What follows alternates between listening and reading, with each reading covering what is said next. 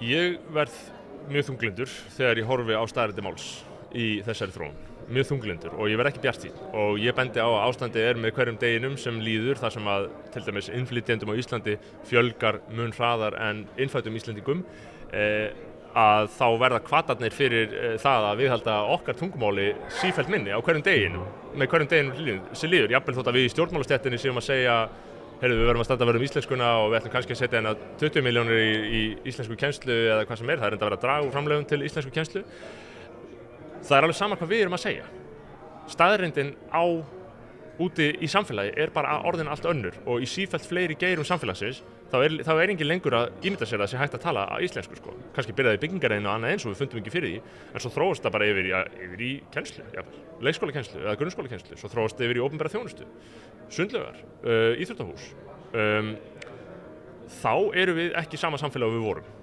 Og þá erum við í tölvöru líkum að lendi á ákveðnum spíral þar sem íslenska verður kannski bara einhvers konar heimilismál og fólk getur talað heima en opinbera máli verður enska og ég man einhvern veginn að þú að þú myndir deyja á hóli tjáningarfrelsisins þú ert með þau sjónarmið í þínu hlaðvarpi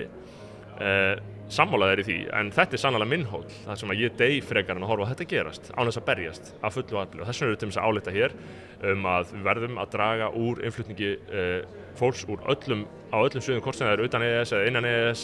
atvinnuleyfi, auðvitað hælisleitendamálin sannarlega, við verðum að stjórnvöld verða að leita allra mögulegra leiða til að hægja á þeirra þróun með öllum tiltækum ráðum, það eru margar leiðir og það er margt sem það er að gera, mjög flókið verkefni, það er eitt og svo þurfum við að tryggja skýra kröfu íslensku á meðan þetta er svona, skýra kröfu íslensku allstaðar, við erum ekki neinstaðar að fara að gera neitt til þess að ýta undir einmitt ensku og pólsku, ég er að fara að leggja fram þingsályktun núna næstu viku að hætta þeim sem er RÚV á ensku og pólsku. RÚV hefur bara skyldu gagnvart okkur sko á íslensku. Akkur er það, og þau þurfa að skera niður, þetta er tillaga mín að þau þurfa að skera niður. Þetta er bara sparnaður, það er engin þörf á þessu, eða sko, það er kannski þörf á þessu, markaðslega, því miður, en það er engin skylda af hálfu ríkisvaldsins að sinna öðrum tungumálum en ensku nema bara í ýtrustu neyðartilfellum, bara hjúkrun og öðru eins, sjálfsögðu, ég er ekki að tala um neitt slíkt. En við erum ekki verið að leggja rækt við önnur tungumál inn í okkar samfélagi, bara því miður, það er bara ekki mín skoðun. Þakka þér kærlega fyrir að hlusta á þennan stutta bút. Þú getur nálgast þennan þátt og allt efni hlaðvarpsins Ein Pæling á pardus.is/ein pæling.